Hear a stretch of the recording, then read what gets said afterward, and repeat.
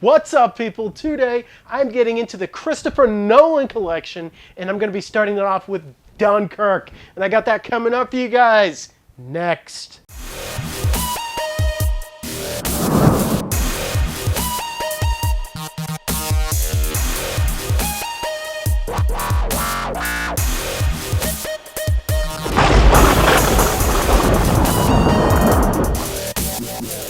Oh man, people, I am so excited to get into the Christopher Nolan Collection. This thing I was waiting on for about a month before Amazon actually sent it to me, and I was definitely looking forward to talking to you guys about it. And while I was able to, take some time and think about it, I decided to talk about Dunkirk first, just because that is the newest release, and I have a feeling that this whole series that I'll be doing, it's going to go beyond the Academy Awards season, and I just wanted to talk about this before the Academy Awards came out. Dunkirk was directed by Christopher Nolan, and it stars Cillian Murphy, Tom Hardy, and Kenneth Branagh. But at the same point in time, the real star of the show here is its director, Christopher Nolan, because I will say that characterization in Dunkirk really, it's not the main focus. The focus is telling the story of Dunkirk and what happened there historically before the U.S.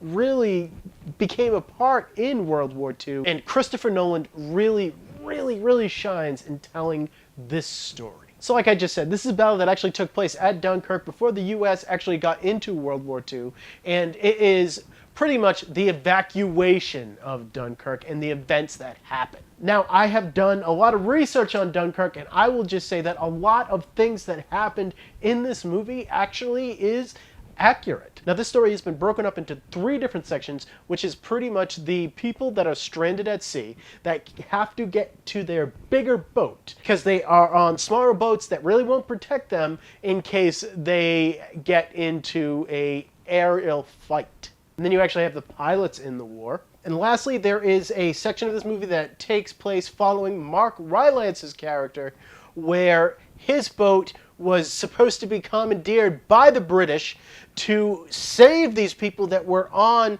these smaller naval boats. And he says, well, you know what? If you are commandeering my boat anyway, I am going to be the one steering my boat and doing the saving. So he goes out to sea to save these soldiers, and for the most part, he is the most relatable character in this movie, and he is the guy that I root for the most, to be quite honest with you. I love Mark Rylance, and he is really great in this movie, and he's a warmer character than a lot of the other colder characters that are in Christopher Nolan movies and is in this movie. He's there with his son and his son's best friend. These guys are the real, true heroes of this movie, and every single time that somebody needs help, it is really Mark Rylance and his son who save them. And it is really cool to see a civilian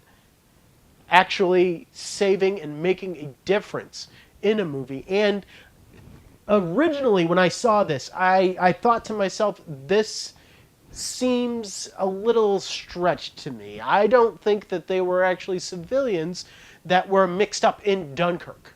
But while doing my research, I have actually found out that this is entirely true. That the British did commandeer sailors' ships, and there were some sailors that didn't want their ships commandeered, so they did it themselves. And they actually saved lives themselves. And that is something that I find very admirable. And I just find it really cool that that is a focus in this movie. But this is a very intense movie, and the tension really isn't with that story. It is very much with the aerial storyline, where you have Tom Hardy and his squad who are outnumbered by the Germans, and they are pretty much being picked off one by one and running out of fuel. And there's also a lot of tension in our boats where they are being taken over by these Germans, and there is just an intense score all throughout this movie where it just feels like a ticking clock. Literally, it sounds like ticking clocks. It's unnerving to me. This is one of my favorite Hans Zimmer scores, and I will just say that I like it more than anything that he did for the Dark Knight trilogy. This is truly effective, truly unnerving, and I feel like Christopher Nolan and Hans Zimmer are the true standouts rather than any actors in this movie. You know, Dunkirk needs to be nominated for an Academy Award for directing and for the score, just because of the fact that Christopher Nolan has really structured this in a way that it really features him and it all rests on him. He is the true standout here. And you know what? It totally comes across so well. This is not Christopher Nolan's best movie, but I will say it is one of the best, and it is definitely his strongest directing, just because of the fact that it all relies on him here. And he shines so much in Dunkirk. And for that, I do have to give this movie a 9 out of 10. And it is just something that you guys have to see as just a piece of history and an intense war movie. So next, I'm going to be getting into the Blu-ray and the 4K Blu-ray of Dunkirk, along with It, that is coming out this week, and then I'm going to be getting into Batman Begins. So you can tell that I have a lot coming out for you guys. Subscribe so you know when those videos come out. And hey, do you agree with me that Dunkirk should win an Academy Award for Best Director? Comment below. I want to know what you guys think of the directing in this movie and how well Christopher Nolan comes across. Thank you for watching my videos. You guys are great, and I will see all of you next time.